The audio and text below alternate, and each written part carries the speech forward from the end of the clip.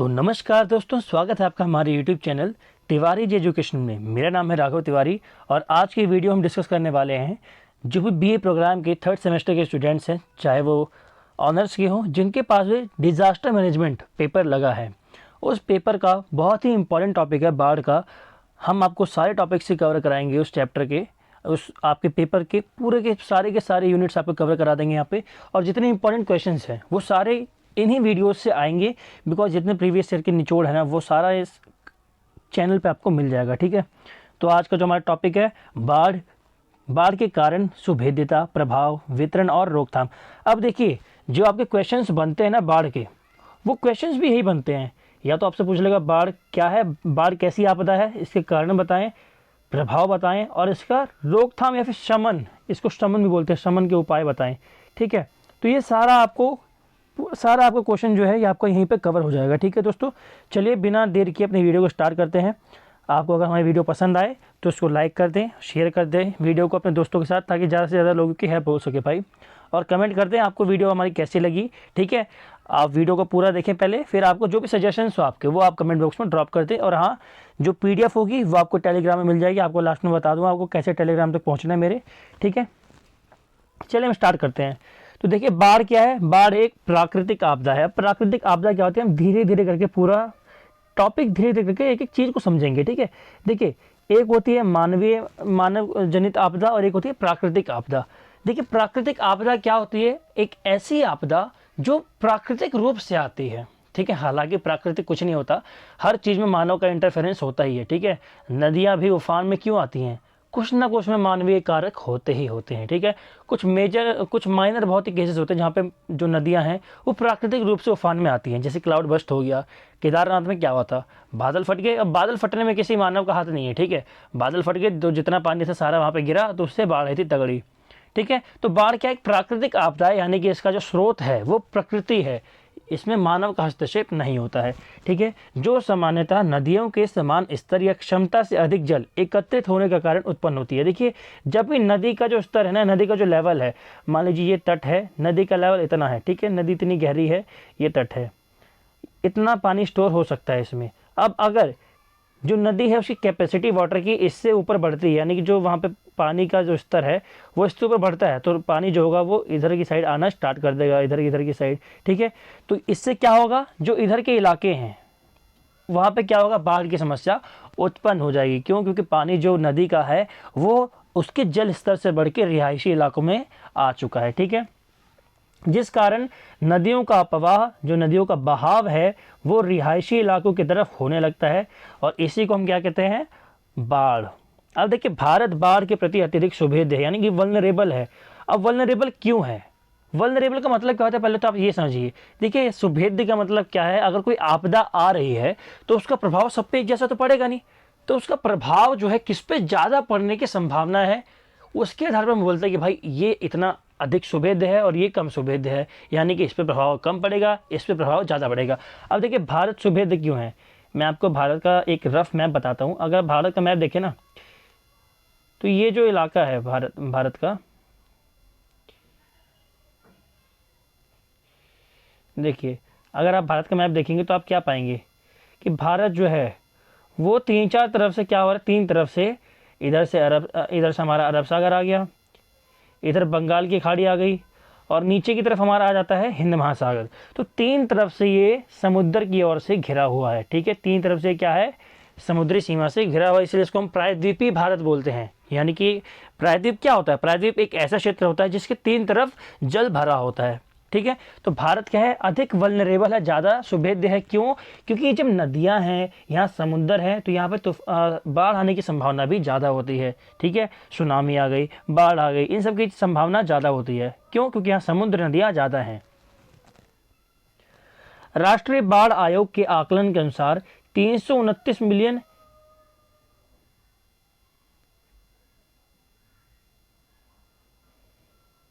देखिए, ये डेटा है एक क्या, कि राष्ट्रीय बाढ़ आयोग के आकलन के अनुसार 329 मिलियन हेक्टेयर का कुल भौगोलिक क्षेत्रफल में से भारत का 40 से भी अधिक हेक्टेयर का क्षेत्र बाढ़ से प्रभावित रहता है। देखिए, भारत का जो इलाका है कितना, 329 मिलियन हेक्टेयर का, इसमें से 40 से भी अधिक जो हेक्टेयर का एरिया है वो किससे प्रभावित रहता है? 40 मिलियन से भी अधिक का इलाका जो है वो बाढ़ से प्रभावित रहता है। क्यों? क्योंकि यहाँ नदियाँ हैं, समुद्र हैं, नीचे महासागर है, हिंद महासागर। तो इतना जल जब है तो जल अधिक होने के कारण भारत सुविधा भी इसके प्रति अधिक होता है बाढ़ के। अब देखिए हम डिस्कस करते हैं बाढ़ के कारणों पर, क्योंकि बाढ़ के कारण जो है इसके क्वेश्चन आता ही आता है कि बाढ़ के कारण क्या है, चर्चा कीजिए इन पे। देखिए कारण तो सबको पता है, ठीक है, बहुत ही सिंपल से कारण है जो आप अपने आसपास देखते भी हैं। क्या? अंधाधुंध वनोन्मूलन। वनोन्मूलन क्या? वनों की कटाई। वैज्ञानिक कृषि पद्धतियाँ, जो हम आजकल साइंटिफिक रूप से खेती कर रहे हैं ना, आर्टिफिशियल खेती, कृत्रिम खेती, उससे क्या हो रहा है? उससे हमारे खेतों को नुकसान हो रहा है। उससे जो सीवर की समस्या है वो उत्पन्न हो रही है, ठीक है, सीवर्स में प्रॉब्लम आ रही है। प्राकृतिक जल निकासी चैनलों का अवरुद्ध होना। जो प्राकृतिक जल निकासी के चैनल हैं वो क्या हो रहा है? धीरे धीरे क्षतिग्रस्त हो रहे हैं, टूट रहे हैं या फिर अवरुद्ध हो रहे हैं, अपना मार्ग चेंज कर रहे हैं। क्यों? क्योंकि उन इलाकों में जहाँ से प्राकृतिक रूप से नदियाँ बहती थी वहाँ पर रिहायशी बस्तियाँ बस चुकी है, और जब रिहायशी बस्तियाँ वहाँ बसती हैं तो जो पानी का फ्लो है उसको रोक दिया जाता है, ठीक है। तो जो प्राकृतिक रूप से नदी का बहाव था उसको जब मोड़ दिया गया तो जिस तरफ उसका मोड़ जाएगा वहाँ पे बाढ़ आने की संभावना अधिक हो जाती है। फिर नदी प्रवाह मार्ग में जनसंख्या का बसाव, वही पॉइंट जो मैंने बताया आपको। ऐसे कई मानवीय क्रियाकलाप हैं। देखिए कारण हमेशा मानव ही बनता है कि प्राकृतिक आपदा में ज़्यादातर, ठीक है, बाढ़ का तो खासकर। जो बाढ़ की तीव्रता, परिमाण और गंभीरता बढ़ाने में महत्वपूर्ण भूमिका निभाते हैं। यानी कि बाढ़ की तीव्रता कितनी है, कितना पानी वो लाएगा, कितना उसका परिमाण होगा, गंभीरता कितनी है उसकी, ये सब बढ़ाने में मानवीय कारक कई सारे हस्तक्षेप करते हैं। क्यों? यही कारण है पहले की जो बाढ़ आती थी तो पहले की बाढ़ में इतना नुकसान नहीं होता था जितना आज के बाढ़ में नुकसान होता है। आजकल जो बाढ़ आती है ना उसमें इतना नुकसान क्यों होता है? क्योंकि नदियों के आसपास बस्तियां बसी हुई हैं। पहले नदियों के आसपास इतनी बड़ी बस्तियां नहीं बसी होती थी, अब बस्तियां बसी, उन्होंने मार्ग को अवरुद्ध किया पानी के। अब पानी का जो रास्ता है बहने का, अगर वो रास्ते में रुकावट आएगी तो जिस रास्ते में पानी बहेगा वहां पर बाढ़ की समस्या आनी ही आनी है। अब मेजरली हमने अवस्थिति के आधार पर दो प्रकार से बाढ़ के कारणों को वर्गीकृत किया है। भारत में क्या है, एक पर्वतीय इलाके हैं, मैदानी इलाके हैं। तो इन इलाकों में जो बाढ़ आती है उनके क्या क्या मेजर कारण हैं, क्या क्या मेजर उनके कॉजेस हैं, उन पे हम अब चर्चा करेंगे। तो पहले हम बात करते हैं पर्वतीय क्षेत्र में बाढ़ के कारण, यानी कि जो पर्वतीय क्षेत्र है वहां बाढ़ किन कारणों से आती है। देखिए दोस्तों, अगर हम बात करें पर्वतीय क्षेत्रों में तो सबसे जो मेजर कारण होता है ना वो होता है ग्लेशियर्स का पिघलना। आप जानती हैं कि भाई भारत में ही नहीं पूरे विश्व में जो पहाड़ हैं, जो पर्वत हैं, वो किस चीज़ का सोर्स हैं? वो सोर्स हैं पानी का, ठीक है, जल का। अब ये जल किस तरह से वहाँ पे स्टोर है? तो ग्लेशियर्स के रूप में। हिमाचल, जो हिमालय पर्वत है हमारा, हिमाचल नहीं, हिमालय पर्वत में ज़्यादातर जो श्रेणी है आप देखेंगे, ट्रांस हिमालयन श्रेणी जो है वो क्या है, वो पूरी बर्फ़ से ढकी हुई है। वहाँ ग्लेशियर्स हैं, बड़े बड़े पहाड़ हैं, चोटियाँ हैं, बड़ी बड़ी हिल्स हैं वहाँ पे, बड़े बड़े माउंट एवरेस्ट को आप देख लें। ये सब क्या है? ये ऐसे पर्वत हैं जिन पे ग्लेशियर्स इकट्ठे हैं। अब जब ये ग्लेशियर्स पिघल रहे हैं, अब पिघल कर रहे हो तो इसका कारण भी है भाई वैश्विक ताप वृद्धि, global warming, green house effect. ये अलग से आपको मैं पढ़ाऊंगा ग्रीन हाउस इफेक्ट क्या है, ग्लोबल वार्मिंग क्या है। तो ग्लोबल वार्मिंग के कारण क्या हो रहा है, जो पृथ्वी है उसका तापमान बढ़ रहा है। अब तापमान जब बढ़ेगा तो आपको ये पता है कि ठंडी चीज़ जो होती है वो किससे पिघलती है? गर्मी से। अब जब गर्मी बढ़ रही है तो जो ग्लेशियर्स हैं, जो लाखों करोड़ों वर्षों से जमे हुए हैं, उन ग्लेशियर्स में क्या हो रहा है, वो ग्लेशियर्स पिघल रहे हैं, वो मेल्ट हो रहे हैं। तो मेल्टिंग ऑफ ग्लेशियर जो है ये बहुत ही मेजर कॉज बनता है पहाड़ी क्षेत्रों में बाढ़ के आने का। इस क्रियाकलाप के फलस्वरूप नदियों का जो जल स्तर है उसमें क्या होता है, उसमें वृद्धि होती है। क्यों? क्योंकि जितना ग्लेशियर पिघलेगा उतना ही नदियों का इलाका जो है, क्षेत्र जो है, जल स्तर जो है वो बढ़ेगा। क्यों? क्योंकि जो ग्लेशियर्स हैं ये पिघल के जा कहाँ रहे हैं, आपको पता है कि भाई नदियों का स्रोत जो है वो ग्लेशियर्स ही हैं। गंगा नदी, सिंधु नदी, ये सब नदियाँ कहाँ से निकल रही हैं? ग्लेशियर्स से निकल रही हैं। अब जब ग्लेशियर्स ये नदियाँ निकल रही है तो जहाँ पे ये नदियाँ गिरेंगी वहाँ पे क्या होगा, जब पानी ज़्यादा पिघलेगा तो ऑफकोर्स भाई यहाँ का जो जल स्तर है वो बढ़ेगा। और अगर जल स्तर बढ़ता है तो जितना जल स्तर कैपेसिटी है उस नदी की, अगर उससे हाई गया तो जो आसपास के रिहायशी इलाके हैं वहाँ क्या होगा, वहाँ बाढ़ की समस्या देखी जाएगी। समझ में आ गया आपको पॉइंट? अगर आपको कोई भी चीज़ समझ में ना आए ना तो कमेंट कर देना, मैं आपको कमेंट में उसका आंसर दे दूंगा, ठीक है। Second point, ग्लोफ। अब ये भाई ग्लोफ क्या है? GLOF, GLO इसकी फुल फॉर्म क्या है? तो इसकी फुल फॉर्म जो है वो ग्लेशियर, ये ग्लेशियल नहीं है, ये ग्लेशियर है। आप इसको भाई करेक्ट कर लेना, ये है ग्लेशियर, ठीक है, ये ग्लेशियल नहीं है। ये टाइपिंग मिस्टेक हो गई है थोड़ी सी हमसे भाई, क्योंकि इतनी बुक बनाना एकदम बुक टाइप का कंटेंट आपको मैंने प्रोवाइड कर रहा हूँ। वर्ड में बनाया है इसको, बड़ी मेहनत लगी है इसको बनाने में, ठीक है, तो कहीं ना कहीं मिस्टेक हो ही जाती है। तो ग्लेशियर लेक आउटबर्स्ट फ्लड। अब ग्लेशियर लेक आउटबर्स्ट फ्लड क्या है? अभी समस्या कहाँ होती है? जहाँ ग्लेशियर्स हैं, जो पर्वतीय क्षेत्र हैं। अब पर्वतीय क्षेत्रों में जो बाढ़ का जो मेजर कॉज है ना, मेजर कारण जो है वो ये ग्लोफ ही है। अब ग्लोफ है क्या? आपने सुना होगा कभी कभी, जो हिमनद होते हैं, बर्फ़ की जो आप ऊपर पहाड़ देखते हैं, वहाँ पे जो नदियाँ होती है उनमें भारी मात्रा में जल उपस्थित होता है। ये तो आपको पता ही है कि जो बर्फ़ है वो क्या करके रख रहे हैं? भारी मात्रा में जल को एक जगह पर स्टोर करके रखते हैं। और जब इन हिमखंडों में जब पिघलाव आता है, जब ये पिघलने लगते हैं, तो ये अचानक से भारी मात्रा में जल को नीचे की तरफ बहाने लगते हैं। जब ये जल नीचे की तरफ बहेगा भारी मात्रा में, तो ये जल बहते बहते क्या करेगा? आसपास के इलाकों को पूरा अपने कब्जे में ले लेगा बाढ़ की चपेट में, क्योंकि इनमें इतना जल स्टोर रहता है कि आसपास के इलाके डूब जाते हैं। मतलब इसमें जो पानी है नदी में जाने से पहले ही डिपॉजिट हो रहा है, कहाँ पर? आसपास के ग्रामीण क्षेत्रों में। तो उन क्षेत्रों में क्या होता है? बाढ़ की समस्या देखी जाती है। चलिए अगले पॉइंट पे देखते हैं। तीसरा जो है हमारा, वह बांधों में रिसाव, डैम्स में लीकेज। कई बार पर्वतीय क्षेत्रों में जल अपवाह तंत्र को मजबूत बनाने तथा विद्युत उत्पादन के लिए बनाए गए बांधों में अतिभरण देखिए, हमेशा जो किसी भी समस्या का जो कारण होता है ना, वो किसी भी चीज़ की अति ही होता है, हमेशा अति ज़्यादा। कहते हैं ना भाई, किसी भी चीज़ की अति अच्छी नहीं है। अब क्यों कहते हैं वो आपको पता चल गया होगा भाई। बाढ़ जो है, आप सपोज कीजिए एक जगह डैम बनाया गया है, ठीक है। अब डैम का काम क्या होता है? पानी को स्टोर करना, साथ साथ बिजली का निर्माण करना। हमने बिजली का निर्माण करने के लिए एक डैम बनाया, बट अब क्या हुआ? ग्लेशियर जो है उनकी मेल्टिंग ज़्यादा हो रही है, तो जो डैम है वहाँ पानी ज़्यादा इकट्ठा होगा। जब ज़्यादा इकट्ठा होगा भाई, उसकी भी तो कुछ कैपेसिटी है। अब जब वो कैपेसिटी को अपनी फुलफिल कर लेगा, तो पानी है वो तो बहेगा ही, तो वो आसपास के इलाकों में बहना स्टार्ट कर देता है। और जब ये आसपास के इलाकों में बहेगा, तो वहाँ पे क्या हो जाएगा? वहाँ पे आ जाएगी बाढ़, ठीक है भाई। देखो ये जो पॉइंट मैंने लिखे हैं ना, ये बहुत इंपॉर्टेंट पॉइंट्स हैं, तो इनको इग्नोर मत मारना, ठीक है। और ये पेपर में आपको एज इट इज़ लिख के आ सकते हो आप, आपको आंसर जो नंबर है आपके आंसर के वो अच्छे ही मिलेंगे, ठीक है, मैं गारंटी लेता हूँ उस चीज़ की। फिर अकस्मात बाढ़, फ्लैश फ्लड। अब फ्लैश फ्लड में क्या होता है? मान लीजिए अकस्मात बाढ़ का मतलब क्या है भाई? बाढ़ आती है तो हमारा तो पहले से प्री वार्निंग सिस्टम आजकल है, बट अब जो मैंने आपको पहले बताया था, क्लाउड बस्ट, बादल फट गया अचानक से। अब बादल फटने का तो कोई हमारे पास प्री अलार्म सिस्टम है नहीं, हमें पहले से कहीं पता थोड़ी चलता है कि भाई बादल फटने वाला है। अगर हमें पता ही हो बादल फटने वाला है, तो सरकार पागल थोड़ी है, सरकार तुरंत अलर्ट जारी कर देगी कि भाई वो इलाका खाली कराओ। बट इसके लिए हमारे पास कोई अलार्मिंग सिस्टम अभी तक नहीं विकसित हुआ है। तो जब भी बादल अचानक से फटता है, तो बादल क्या है आपको पता ही होगा, अगर आपने जल चक्र पढ़ा हो, तो इवेपोरेशन जब होता है, इवेपोरेशन के बाद जो पानी संघनित होता है, इकट्ठा होता है, वो कहाँ पे होता है? बादलों में। और जब बादल भारी हो जाते हैं, तो वो क्या करते हैं? पानी बरसता है, छोड़ देते हैं वो लोग, ठीक है। जब कहीं अचानक से बादल ने सारा पानी गिरा दिया, हम कहते हैं कि भाई बादल फट गया है, ठीक है। केदारनाथ में क्या हुआ था? केदारनाथ में क्लाउड बस्ट हुआ था, वहाँ बादल फट गया था। अब बादल जब फटता है, तो बादल इतने बड़े मात्रा में पानी को स्टोर करके रखता है कि वहाँ बिल्कुल भीषण बाढ़ आ जाती है। आपने देखा होगा वीडियो कि शंकर जी की मूर्ति इतनी बड़ी है, उनकी गले तक पूरा पानी आ गया था, ठीक है। तो आप समझ सकते हैं कि बादल कितना पानी कैप्चर करके रखता है, स्टोर करके रखता है। अब जब स्टोर अपना वो पूरा पानी कहीं छोड़ देगा एक ही जगह पर, तो उस जगह पर क्या हो जाएगा? भीषण बाढ़ की समस्या उत्पन्न हो जाएगी। फिर आता है भूस्खलन। अब भूस्खलन क्या है? देखिए, पहाड़ों पर, पर्वतीय क्षेत्रों में भूस्खलन की समस्या ज़्यादा देखी जाती है।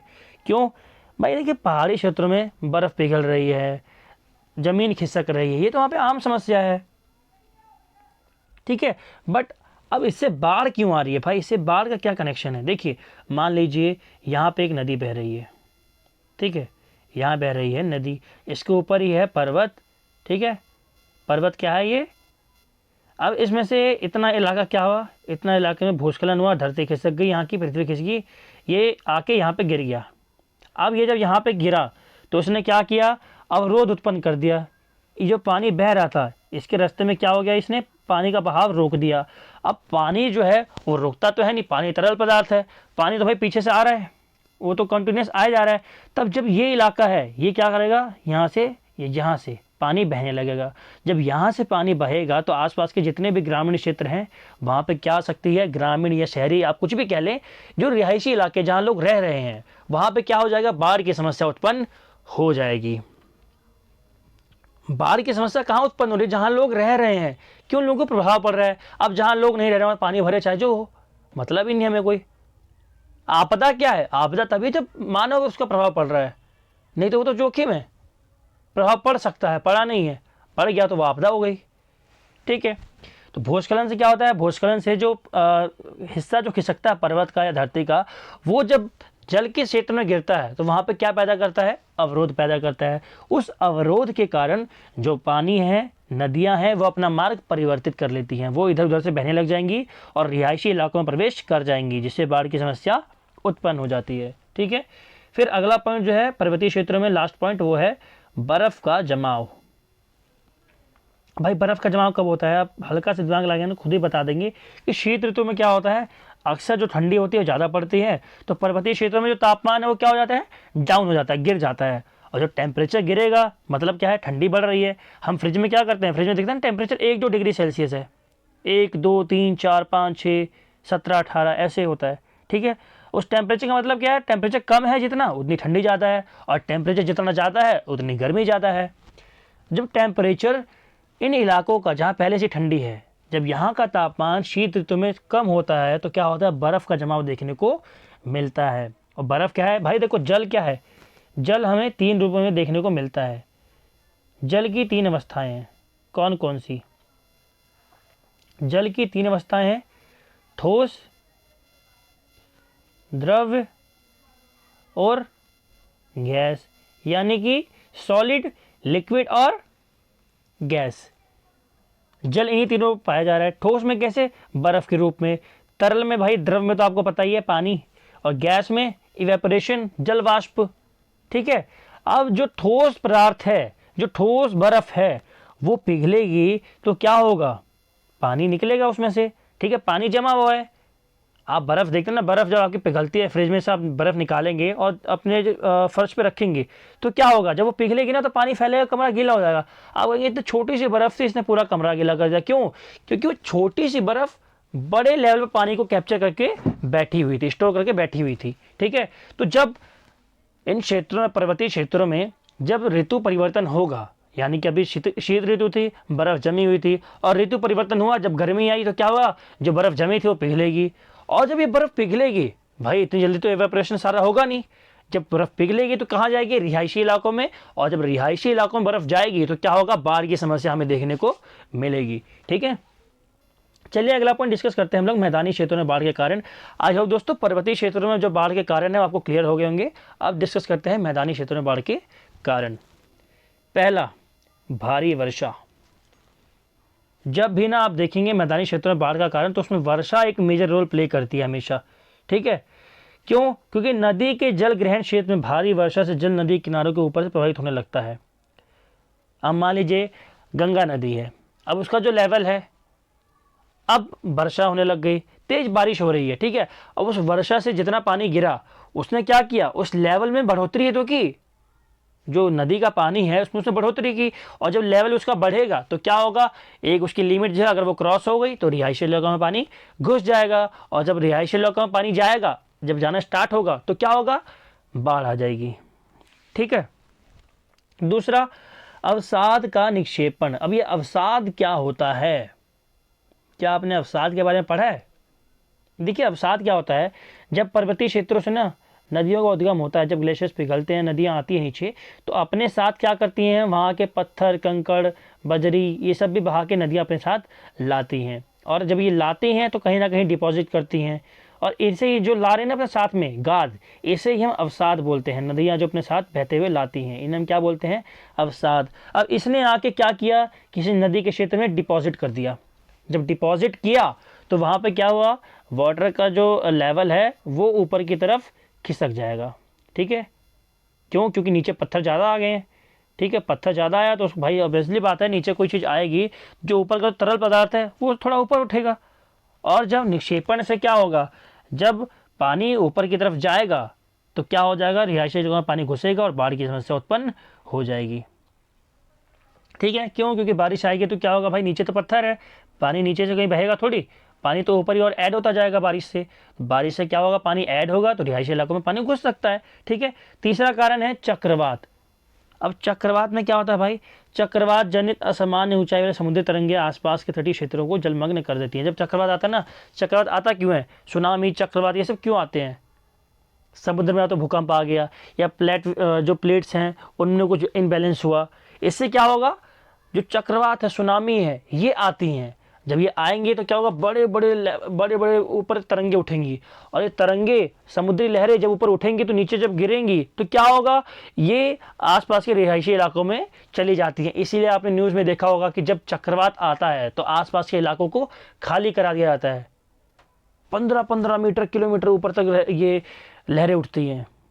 अब इतनी बड़ी बड़ी ऊंची ऊंची लहरें जब उठती हैं तो गिरते टाइम ये क्या करती हैं, पानी को फैलाती हैं, और जितनी दूर ये पानी फैलेगा उतने दूर पूरा जलमग्न क्षेत्र आपको देखने को मिलता है। यही कारण है कि जो आप यूट्यूब पे या फिर न्यूज़ में वीडियोस देखते हैं चक्रवात की, सुनामी की, उतनी ऊंची ऊंची लहरें उठ रही होती है कि सड़क तक पानी आ जाता है उसमें। ठीक है, अगला पॉइंट, नदी का मार्ग परिवर्तन। हमने पर्वतीय क्षेत्रों में पढ़ा था नदी का मार्ग परिवर्तन जो अवरोध के कारण हो रहा था। यहाँ पे क्या होता है, नदियाँ जो बहती हैं वो कई सारे अपना शेप्स बनाती हैं, विसर्प, नदी तल, किनारों के अपर्दन तथा भूस्खलन के कारण जल प्रवाह में बाधा से नदी मार्ग में परिवर्तन आ जाता है, जो बाढ़ का प्रमुख कारण बनता है। नदियाँ जब विसर्प के रूप में बहती हैं, ऐसे ऐसे, मान लीजिए यहाँ कुछ ब्रेक आया, पानी ऐसे मुड़ गया, ठीक है, यहाँ कटाव आया, पानी इधर मुड़ा, इधर मुड़ा, इधर मुड़ा, तो इससे क्या होगा, जो इलाके हैं ये जहाँ पानी जा रहा है वहाँ पे बाढ़ की समस्या उत्पन्न हो सकती है। ठीक है, और नदी तल या किनारों में अपर्दन हो गया, मान लीजिए नदी का किनारा है, ठीक है, वाटर लेवल पूरा भरा पड़ा है, अब यहाँ पे अपर्दन हुआ, मिट्टी खिसक गई आ गई, तो पानी क्या होगा, इधर की तरफ फ्लो करेगा। जब यहाँ की तरफ फ्लो करेगा तो इस एरिया में क्या आ सकती है, बाढ़ आ सकती है, फ्लड आ सकता है। ठीक है, अगला पॉइंट हम देखते हैं सुनामी। चक्रवात, सुनामी हमने एक ही साथ डिस्कस कर लिया था, ये भी उसी की तरह सेम है। जब समुद्री लहरें ऊंची ऊंची उठेंगी तो इससे बाढ़ की समस्या उत्पन्न हो सकती है। ठीक है, फिर आता है मानवीय कारक। भाई मानवीय कारक के ऊपर ना एक अलग से भी क्वेश्चन बन सकता है, और बहुत ईजी, मतलब इससे ईजी कोई क्वेश्चन हो ही नहीं सकता अगर ये आया। ठीक है, प्राकृतिक कारक आ गया तो आप ऊपर सारे लिखे हुए हैं, और अगर मानवीय कारक आता है भाई इसमें क्या हो सकता है, हर चीज़ में, हर चीज़ का कारण क्या है, एक याद रखना, पहला पॉइंट तो आपको होना चाहिए वनों की कटाई। क्यों? अब भाई बाढ़ का क्या लेने देना इससे, जब नदी का पानी बहता है ना तो वन क्या करते हैं, पेड़ पौधे क्या करते हैं, पेड़ की जड़ें जो होती हैं ये पानी को स्टोर करके रखती, कैप्चर करती है, पानी को रोक के रखती हैं। लेकिन अगर पेड़ नहीं होंगे, पेड़ पौधे नहीं होंगे, तो पानी जो होगा, जो आ रहा है, ये जड़ों में जाने के बजाय बहता रहेगा सीधा, बहेगा सीधा, तो क्या होगा, आसपास के जो रिहायशी इलाके हैं वहाँ पे बाढ़ की समस्या उत्पन्न हो जाएगी। ठीक है, और जनसंख्या का दबाव, जब जनसंख्या बढ़ती है, देखो जो जनसंख्या है ना, भारत जैसे देश में खासकर हर समस्या का कारण जनसंख्या, बेरोजगारी जनसंख्या, बाढ़ जनसंख्या। क्यों? ये वनों का क्षेत्र, नदियों का क्षेत्र कम कर रही हैं। आप दिल्ली में देखो, पहले जो आपको हुमायूं का मकबरा देखने को मिलता है, या आगरा का आपको जो ताजमहल देखने को मिलता है, यहाँ से आपको यमुना नदी दिखती थी। आप हुमायूं के मकबरे से आराम से नदियों को देख सकते थे। ठीक है, तो जनसंख्या नियंत्रण जो है वो बहुत ही इंपॉर्टेंट हो जाता है इसीलिए। ठीक है, फिर निम्न स्तरीय सीवरेज की समस्या, यानी कि जो हम लोग आजकल जो गटर वटर बनाते हैं, सीवर की समस्या जो है, जल निकासी की समस्या। अगर जल निकासी का जो हम व्यवस्था कर रहे हैं, अगर वो अच्छे से हमारे पास उपलब्ध नहीं है, हम ढंग से स्ट्रक्चर नहीं बना पा रहे हैं उसका, तो पानी की समस्या तो ऑब्वियसली भाई हमें देखने को मिल जाएगी बाढ़ की। ठीक है, आप दिल्ली में देखें, बॉम्बे में देखें, आप जो बीएमसी है वो ढंग से काम नहीं कर पाई थी, तो क्या हो रहा था, जब भी बारिश आ रही है, हमेशा आप दिल्ली में देखें, चाहे आप मुंबई में देखें, अगर सीवर की समस्या अच्छी होती तो भाई इतनी हल्की सी बारिश में ही पूरा दिल्ली, पूरा मुंबई थोड़ी इतना जलमग्न हो जाता। तो सीवर की समस्या अगर अच्छी नहीं है तो बाढ़ की समस्या उत्पन्न हो जाती है। ठीक है। और भी कई सारे कारण हैं भाई, जल निकासी में हस्तक्षेप, बीच में मकान बना देते हैं रोड में, ठीक है। नदी का प्रभाव, नदी का जो प्रवाहित एरिया है उसमें कुछ अवरोध उत्पन्न कर दिया, डैम के लिए अलग से रास्ता काट दिया, इलीगल काम कर रहे हैं वहाँ पर, ठीक है। तो ये सब कारण क्या है, मानवीय कारण है जिसकी वजह से बाढ़ आती है। अब ये टॉपिक है एक छोटा सा, भारत की बाढ़ के प्रति सुभेद्यता, यानी कि भारत जो है कितना वल्नरेबल है बाढ़ के लिए।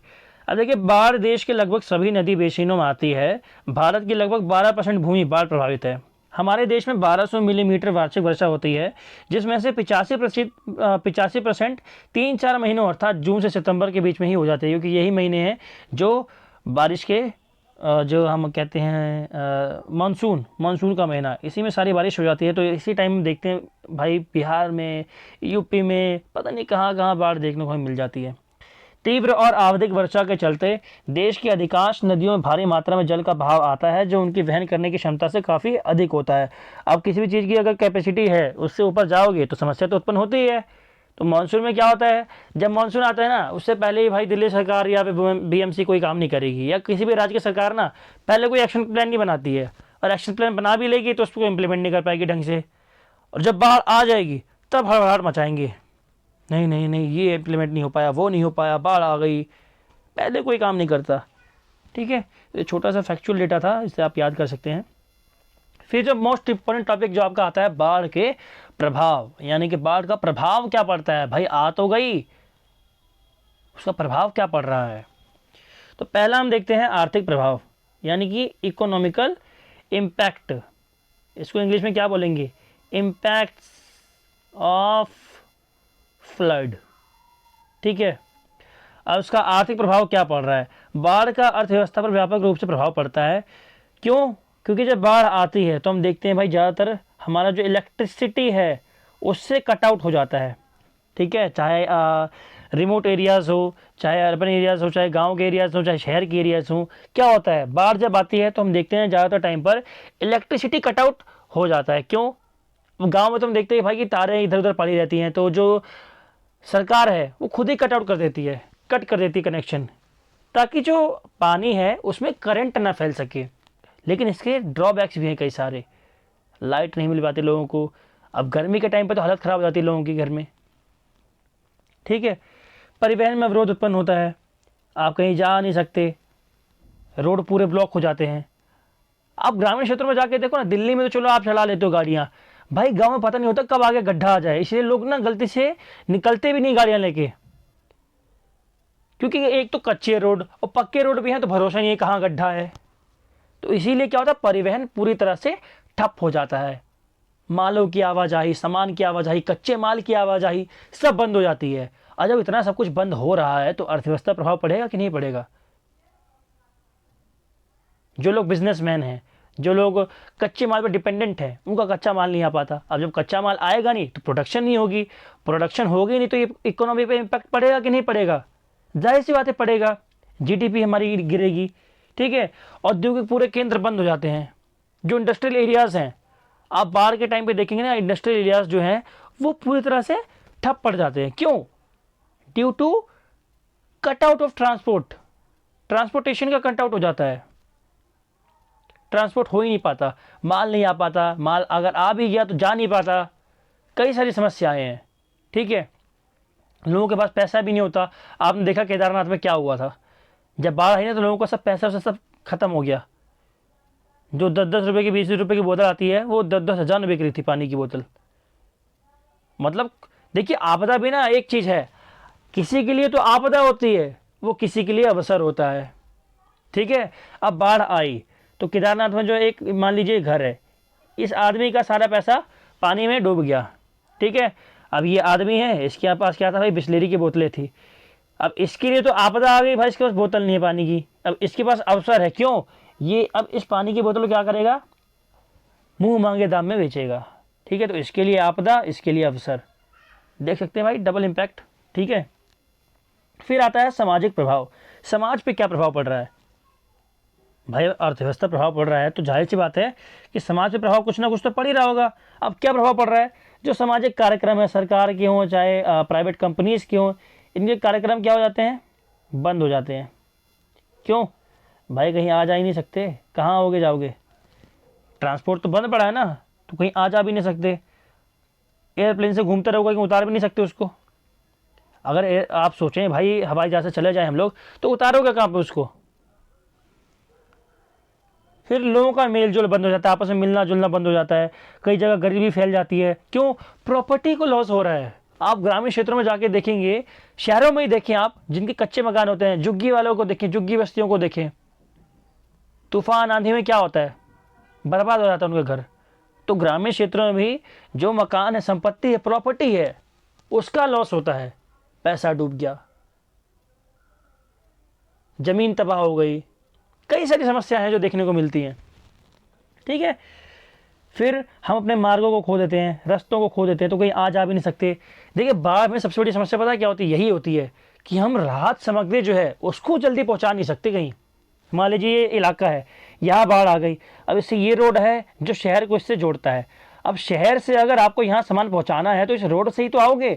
अब इस रोड पे क्या है? पानी जमा हुआ है, डर के मारे आप इसमें गाड़ी घुसा नहीं सकते। जब गाड़ी यहाँ पे जाएगी नहीं, तो आप जो राहत सामग्री है वो कैसे पहुँचाएंगे?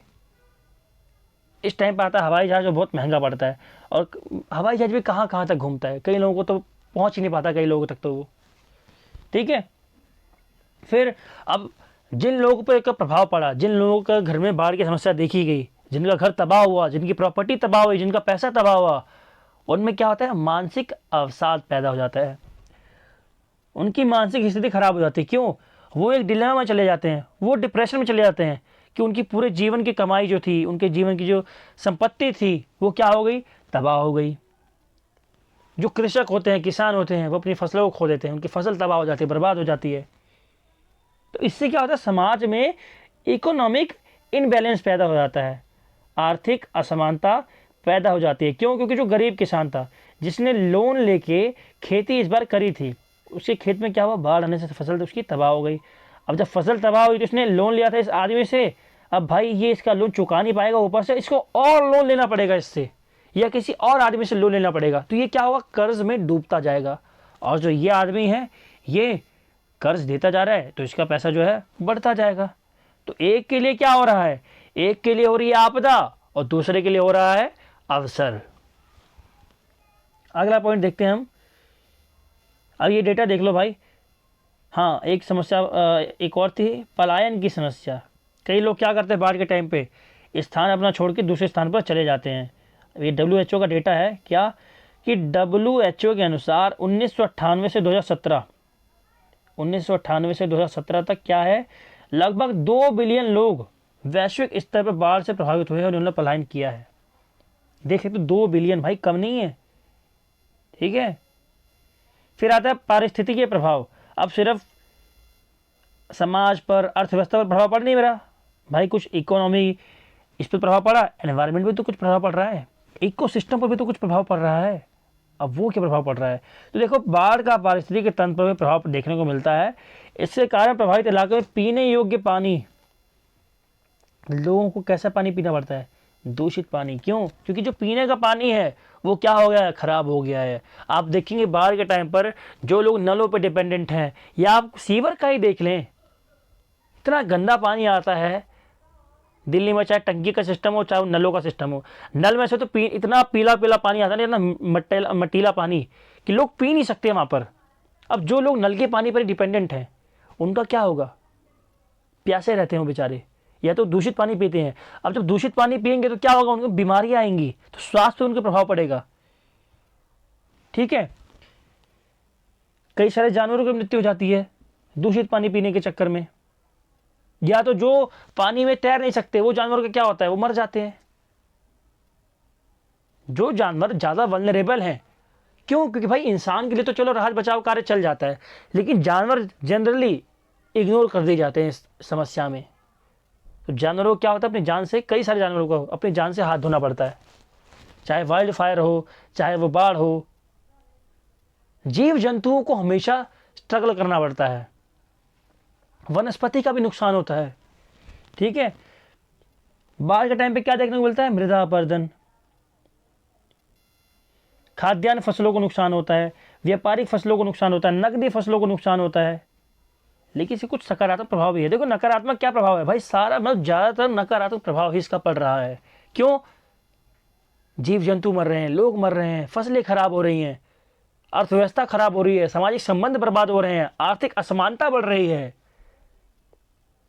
लेकिन एक सकारात्मक प्रभाव पड़ता है, वो क्या है कि बाढ़ का जल जो है ना वो अपने साथ क्या लाता है, खादर या फिर उपजाऊ मिट्टी। अब ये उपजाऊ मिट्टी क्या करती है, अगले 1-2 सालों के लिए खेत को एकदम उपजाऊ बना देती है, उस खेत में अच्छी कृषि होती है। क्यों? क्योंकि अपने साथ क्या लाता है, खादर लाता है। ठीक है। अगला, स्वास्थ्य पर प्रभाव, इम्पैक्ट ऑन हेल्थ। अब भैया स्वास्थ्य पर क्या प्रभाव पड़ता है ये देख लेते हैं। तो बाढ़ प्रभावित इलाकों में अत्यधिक जल भराव के कारण तथा पीने योग्य जल उपलब्ध न होने के कारण कई हानिकारक बीमारियां, मैंने पहले बता दिया था आपको इस वाले पॉइंट में कि भाई हानिकारक बीमारियां हो रही हैं। क्या हो रही हैं? टाइफाइड, हैजा, डेंगू। क्यों? पानी में क्या पैदा होते हैं, मच्छर। अब ये मच्छर जब हैं, जो मादा मच्छर है, क्या करते हैं, जब काटते हैं तो लोग बीमार पड़ जाते हैं। ठीक है। तो कई सारी बीमारियां, हेपेटाइटिस, आंत्रशोथ, मलेरिया, पानी से फैलने बीमारियां, कई सारी, ये सारी बीमारियां क्या होती हैं, फैलती हैं। ठीक है। इन बीमारियों से क्या होता है, लोग या तो मर जाते हैं या तो डिप्रेशन में चले जाते हैं। अब इस बीमारी से उभरने में लोगों को बहुत टाइम लग जाता है और पैसा भी लग जाता है। मतलब जो अर्थव्यवस्था है, समाज है, आर्थिक प्रभाव, सामाजिक प्रभाव, स्वास्थ्य प्रभाव, ये सब एक दूसरे से जुड़े हुए हैं। ठीक है। सारी चीज़ों का प्रभाव सब पे पड़ रहा है। फिर आता है भारत में बाढ़ क्षेत्रों का वितरण। भाई ये बहुत इंपॉर्टेंट टॉपिक है, पेपर में आता ही आता है, और इसको इतना अच्छे से कवर किया ना इस टॉपिक में, मतलब आप अच्छे से आपका टॉपिक कवर हो जाएगा। ठीक है। भारत बाढ़ प्रभावित क्षेत्र रहा है, सबको पता है भाई। जहां अधिकतर राज्य ऐसे हैं जहां बाढ़ पारंपरिक रूप से मतलब सालों से आ ही रही है भाई, वो उसको रोक भी नहीं सकते तुम। ठीक है। और हर वर्ष आती है, हर वर्ष बाढ़ की समस्या देखने को हमें मिलती है कई सारे राज्यों में। ठीक है।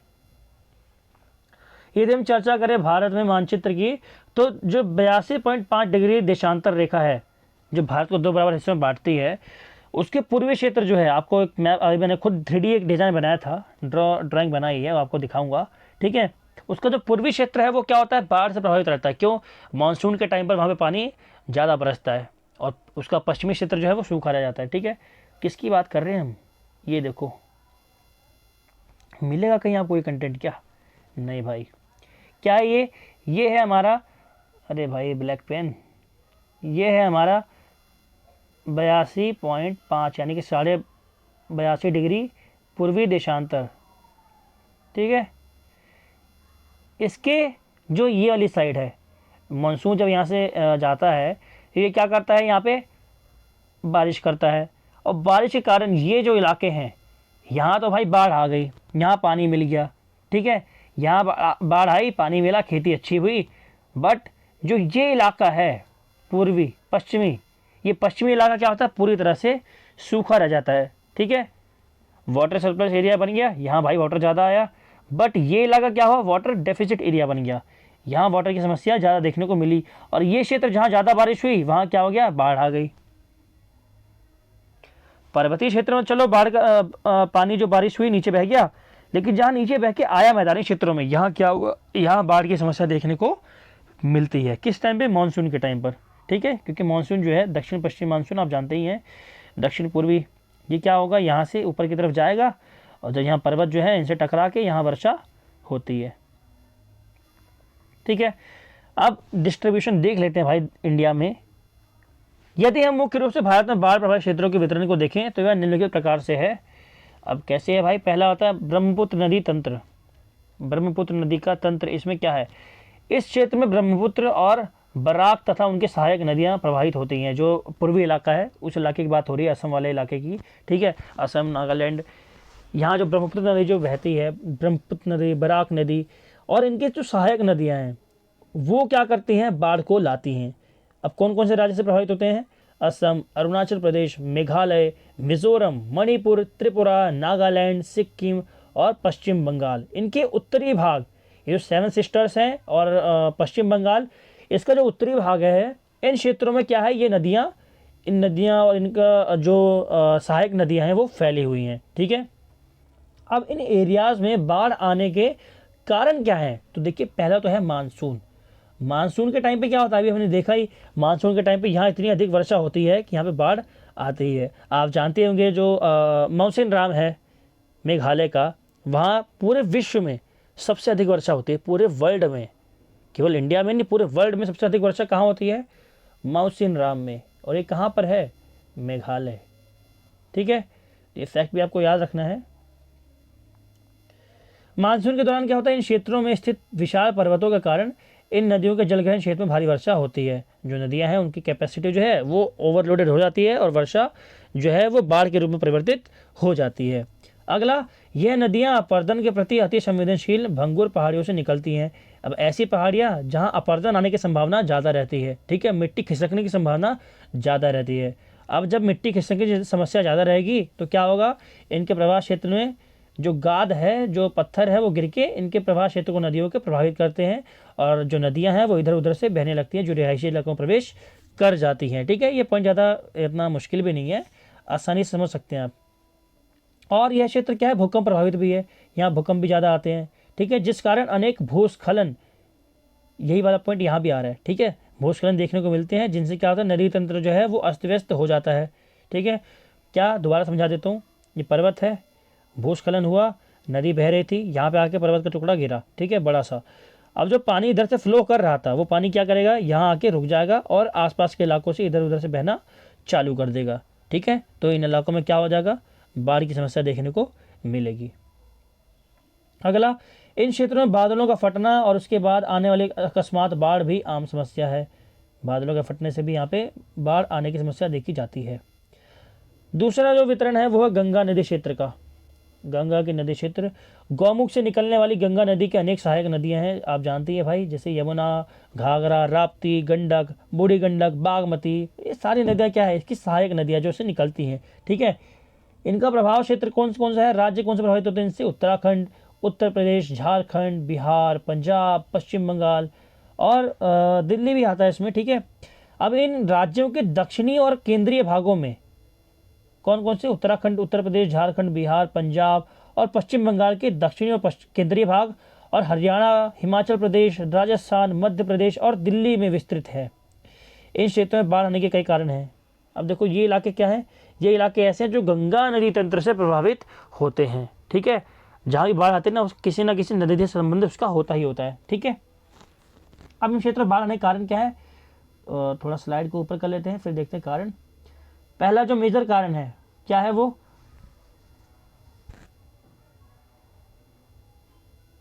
देखो पहला तो हम देखते हैं कि भाई जो बाढ़ की समस्या ना मुख्य रूप से गंगा नदी के उत्तरी किनारों पर ही सीमित है। क्यों, क्योंकि अधिकांश क्षति गंगा की उत्तरी सहायक नदियों के कारण ही होती है, जो इतने बड़े लेवल पर फ्लो करती हैं। ठीक है, फिर समांतर पश्चिम से पूर्व और दक्षिण से उत्तर की ओर बाढ़ की समस्या वृद्धि होती है। जैसे जैसे आप पश्चिम से पूर्व की तरफ आते जाएंगे और ऊपर की तरफ जाएंगे, आप देखेंगे भाई बाढ़ की समस्या जो है वो बढ़ती जा रही है। केरल में, कर्नाटक में यहाँ आपको जितनी बाढ़ देखने को नहीं मिलेगी जितनी उत्तरी भारत में आपको देखने को मिलेगी। क्यों, क्योंकि मैदानी क्षेत्र ज़्यादा है। ठीक है, फिर हाल के वर्षों में राजस्थान और मध्य प्रदेश में भी अति वर्षण के कारण बाढ़ की समस्या देखी गई है। राजस्थान, भाई इसका कारण क्या है, इसका कारण है क्लाइमेट चेंज। जो राजस्थान पहले सूखा प्रभावित रहता था, वहाँ सूखा तो चलो पड़ ही रहा है, लेकिन बाढ़ भी आने की संभावना आजकल ज़्यादा हो रही है। किस कारण, अति वर्षण के कारण, ज़रूरत से अधिक वर्षा होने के कारण। आपने देखा होगा पिछली बार भी, इस साल भी न्यूज़ में कई बार चला है कि भाई ज़रूरत से ज़्यादा वर्षा 1 महीने में या 2 महीने में हो गई है। ठीक है, जितनी होनी चाहिए थी उससे ज़्यादा हो गई है, अगले महीने की वर्षा भी उसी में हो गई। ठीक है, तो इनसे क्या हो रहा है, अति वर्षण के कारण जो नदी का फ्लो है वो तेज हो रहा है। ठीक है, फिर जनसंख्या की बसावट हेतु विकास संबंधी अन्य गतिविधियों के लिए भी नदियों के बाढ़ मैदानों का बड़े पैमाने पर अतिक्रमण इस क्षेत्र में बाढ़ का प्रमुख कारण बना है। ये मैदानी क्षेत्र जो है, यहाँ आप सेटलमेंट आपको ज़्यादा देखने को मिल ही जाएगा। और सेटलमेंट के कारण में क्या हुआ है, जो नदियों का प्रभाव था, जो नदियों का प्रवाह था, उसमें अवरोध उत्पन्न हुआ, जिससे बाढ़ की समस्या उत्पन्न हुई यहाँ पर। फिर आता है उत्तर पश्चिमी नदी तंत्र। इसमें क्या है, उत्तर पश्चिम के क्षेत्र, एग्जाम्पल के लिए जम्मू कश्मीर, पंजाब, हिमाचल प्रदेश, हरियाणा, राजस्थान, इन भागों में जो क्षेत्र हैं, यहाँ कौन कौन सी नदियाँ बहती हैं, सिंधु नदी, सतलुज नदी, व्यास, रावी, चेनाब और झेलम। ये जो 6 नदियाँ हैं, ये इंपॉर्टेंट नदियाँ हैं उत्तरी भारत की। इनसे क्या होता है, बाढ़ की समस्या इन नदियों से देखने को मिलती है। ठीक है, लेकिन भाई अगर बात करें गंगा और ब्रह्मपुत्र नदी तंत्र की, तो उनके मुकाबले यहाँ पे बाढ़ की समस्या कम देखने को मिलती है। क्यों? क्योंकि जो गंगा नदी और ब्रह्मपुत्र नदियाँ हैं, इनका फ्लो बहुत ही ज़्यादा तेज है और उनके पानी की जो क्षमता है वही बहुत ज़्यादा है। ठीक है, और वहाँ बसावट भी आपको ज़्यादा देखने को मिलेगी नदी तंत्र में, गंगा और ब्रह्मपुत्र के। यहाँ कारण क्या है? अपर्याप्त भूपृष्ठीय जल निकासी, भूपृष्ठीय जल निकासी यानी कि जल निकासी की समस्या। इससे कारण क्या होता है? बाढ़ की समस्या यहाँ पर ज़्यादा देखने को मिलती है। क्यों? क्योंकि इससे बड़े क्षेत्रों में जो पानी है वो ठहर जाता है, पानी निकलने का स्थान ही नहीं है। ठीक है, और जब जल प्रभावित होने लगेगा रिहायशी इलाकों में, तो उससे क्या होगा? बाढ़ की समस्या उत्पन्न हो जाती है। ये पर्वतीय क्षेत्र है, यहाँ ज़्यादा नदी तंत्र अच्छा आपको देखने को नहीं मिलेगा। ठीक है, जल निकासी का। फिर सिंचाई हेतु जल का अंधाधुंध उपयोग तथा निचले और गहरे क्षेत्रों में विकास के जल निकास को बाधित किया है, जिससे जल जमाव की समस्या उत्पन्न होती है। भाई सिंपल सा पॉइंट है। ठीक है, इसमें ज़्यादा समझाने की जरूरत नहीं है कोई। अगला जो चौथा वितरण का क्षेत्र है हमारा, वो है मध्य और दक्षिणी भारत। सिर्फ उत्तरी भारत, पूर्वी पश्चिमी थोड़ी आ रहा है भाई बाढ़ तो नीचे भी आ रही है। हालांकि उत्तरी क्षेत्रों के मुकाबले जो दक्षिणी क्षेत्र है या मध्य के क्षेत्र है, वहाँ बाढ़ कम देखने को मिलती है। ठीक है, यहाँ कौन कौन सी नदियाँ बहती हैं? नर्मदा, तापी, महानदी, गोदावरी, कृष्णा, कावेरी, ये सब नदियाँ यहाँ बहती हैं। ठीक है, और ये नदियाँ क्या है? इनका मार्ग ज़्यादा टाइम में देखा गया कि इनका मार्ग स्थायी है, इधर से इधर, पूर्व से पश्चिम के पश्चिम से पूर्व, यही नदियाँ बहती हैं। ठीक है, ये अपना मार्ग परिवर्तन जल्दी नहीं करती हैं जैसा कोसी करती है। हाँ, एक और फैक्ट याद रख लेना भाई, कोसी को क्या कहते हैं? कोसी नदी को कहते हैं हम लोग बिहार का शोक। अब बिहार का शोक क्यों कहते हैं? क्योंकि बिहार में जो ये कोसी नदी है ना, ये एक तो हर साल इसमें बाढ़ आती है, और इसका कोई फ्लो जो है नदी का वो डिसाइडेड नहीं है, स्थायी नहीं है कि इधर से बहेगी, कब इधर घूम जाए, इसको कोई भरोसा नहीं है। ठीक है, तो ये जो बाढ़ आती है अनप्रिडिक्टेबल होती है इसकी, और इतना पानी गिराती है कि पूरे तबाह कर देती है बिहार को। ठीक है, तो मध्य और दक्षिण भारत में जो ये नदियाँ हैं, नर्मदा, तापी, महानदी, गोदावरी, कृष्णा, इनके मार्ग जो है सुनिश्चित हैं, और इनके प्राकृतिक किनारों के भीतर डेल्टा क्षेत्रों को छोड़कर शेष भागों में बाढ़ के जल को प्रभावित करने के लिए पर्याप्त क्षमता मौजूद है। तो डेल्टा क्षेत्रों में क्या होता है? बाढ़ की समस्या ज़्यादा देखने को मिलती है। ठीक है, बाकी यहाँ ज़्यादा कोई गंभीर समस्या है नहीं। बाकी ये जो आप नदी तंत्र है ये देख सकते हैं भाई, पूरा नदी तंत्र आपको देखने को मिल जाएगा। मैं PDF शेयर कर दूंगा। ठीक है, और उसमें ये जो पिक्चर है ये मैप की, ये आपको अलग से भेज दूंगा, क्योंकि इसमें वाटर मार्क जो है ना वो, रुक मैं आपको दिखाता हूँ। ये इसकी PDF वर्ड में बनाई है मैंने, वर्ड में सारा होगा।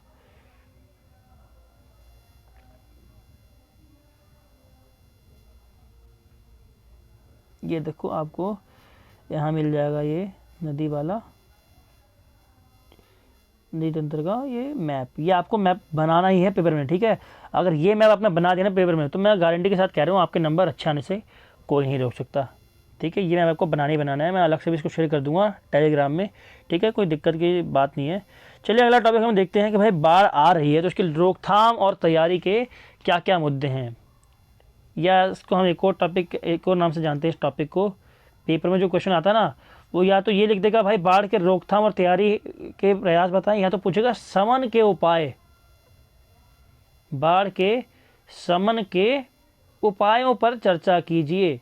तो अब ये उपाय कौन कौन से हैं? तो भाई उपाय जो है 2 प्रकार के हैं, एक स्ट्रक्चरल यानी कि संरचनात्मक उपाय, और दूसरा है नॉन स्ट्रक्चरल यानी कि गैर संरचनात्मक उपाय। ठीक है, हमें बनाना क्या क्या चाहिए और बिना बनाए भी क्या क्या हम कर सकते हैं। ठीक है, तो पहला जो हमें स्ट्रक्चर की ज़रूरत है वो पहला क्या है? तटबंधों या फिर सुरक्षा दीवारों का निर्माण। इनसे क्या होगा? बाढ़ से सुरक्षा वाले तटबंधों का निर्माण करके बाढ़ के जल को नदी तट से बाहर बहने और आसपास के इलाकों में फैलने से रोका जा सकता है।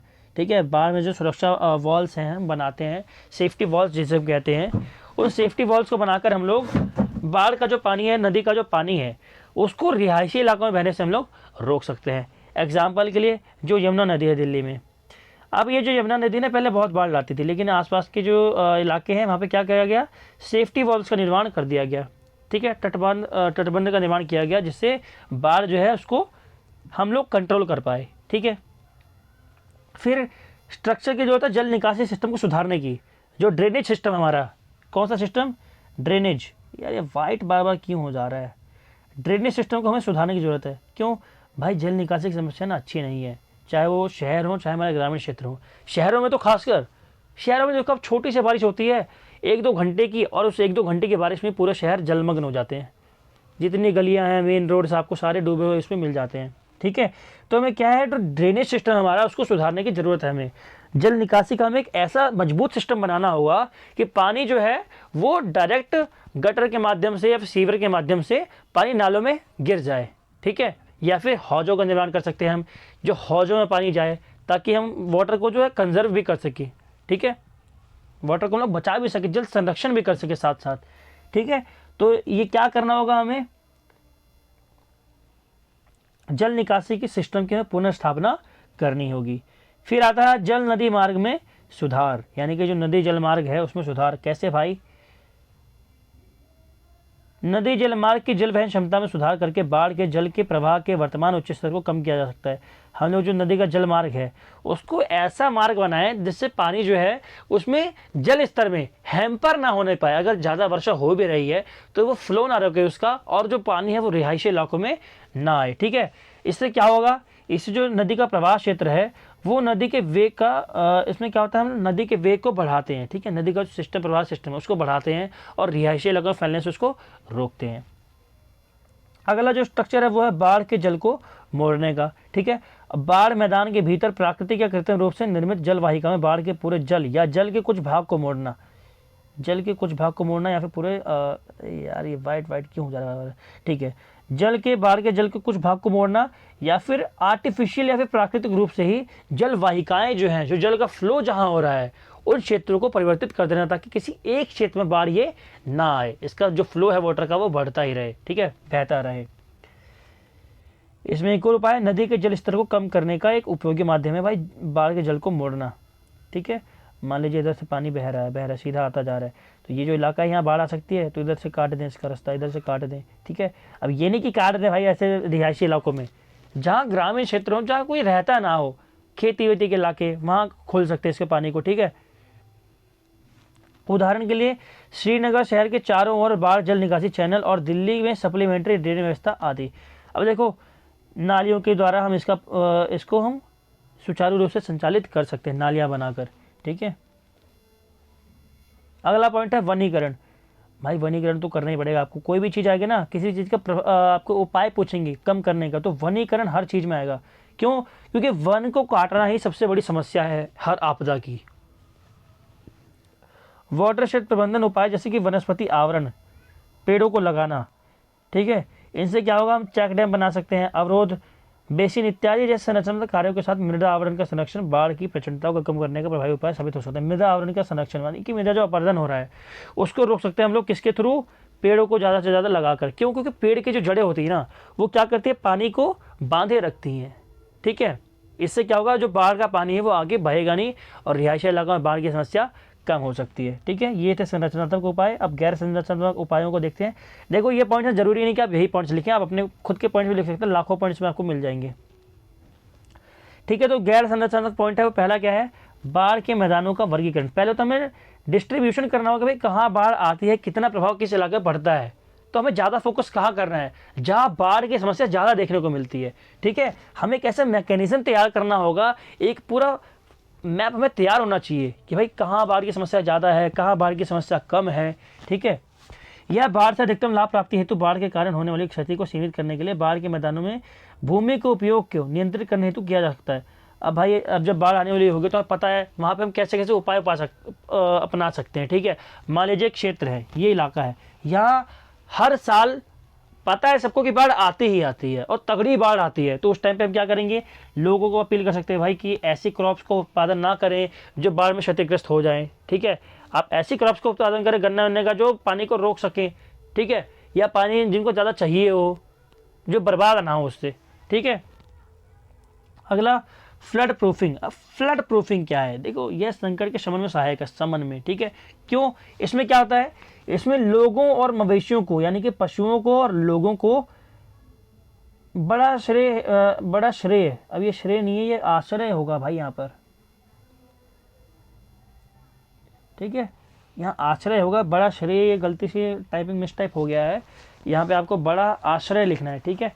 हेतु ऊंची समतल भूमि प्रदान करना, सार्वजनिक उपयोगिता संरचनाओं विशेष रूप से पीने के पानी के हैंडपंपों और बोरवेल का प्लेटफॉर्म बाकी स्तर को ऊपर उठाना तथा 2 मंजिला इमारतों को प्रोत्साहित करना सम्मिलित है।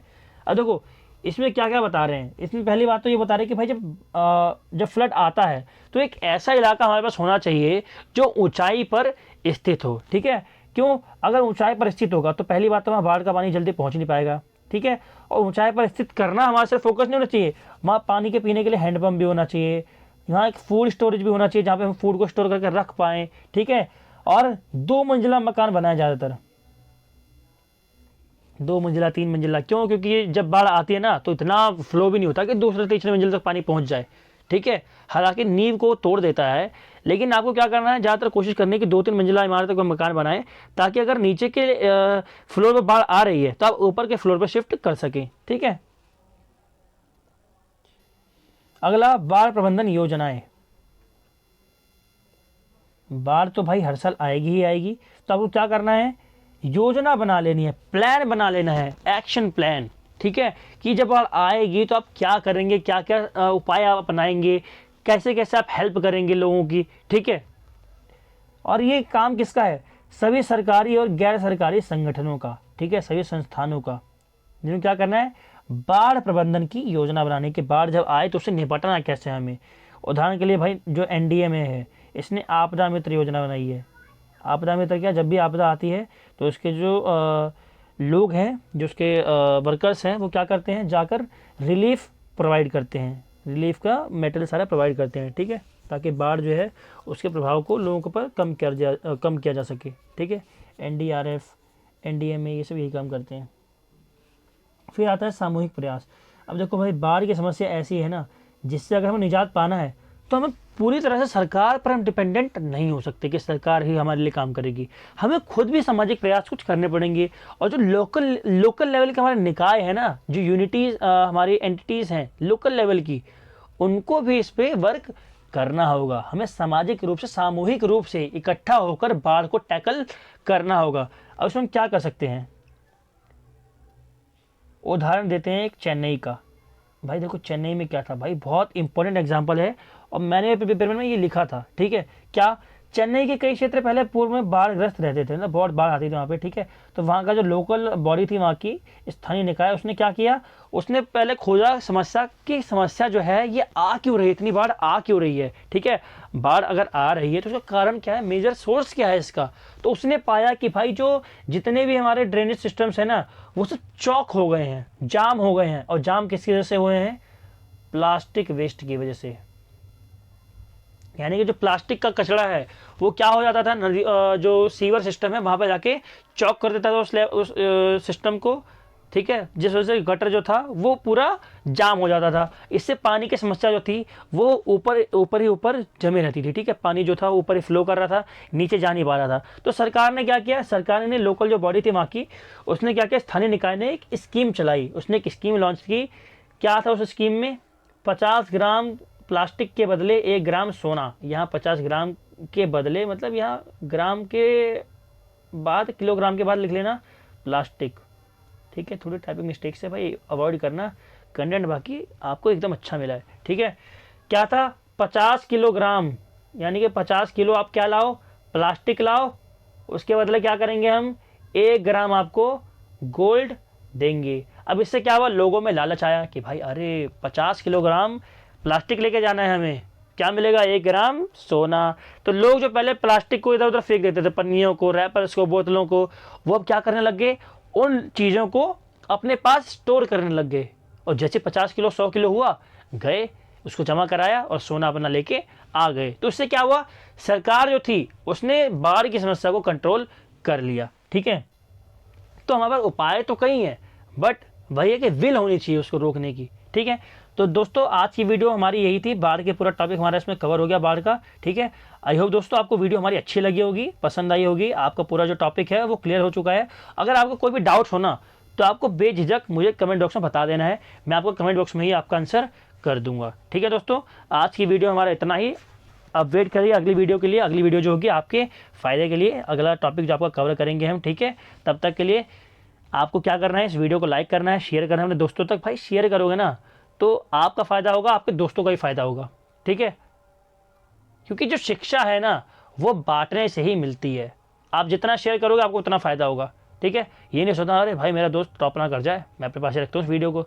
नहीं भाई, उसकी हेल्प भी कर देनी है, ठीक है। तो लाइक करना है वीडियो को, कमेंट करना है अपने डाउट्स को, या फिर आप अगर कुछ अप्रिशिएशन मैसेज करना चाहते हैं, टेक्स्ट करना चाहते हैं, तो वो भी आप कमेंट में कर सकते हैं। बाकी अगर कोई सजेशंस है तो वो भी आपको कमेंट में करना है। और हमारे चैनल को सब्सक्राइब तो ज़रूर कर दें ताकि हमें भी मोटिवेशन मिलता रहे, ठीक है। आज की वीडियो में इतना ही, तब तक के लिए जय हिंद, जय भारत।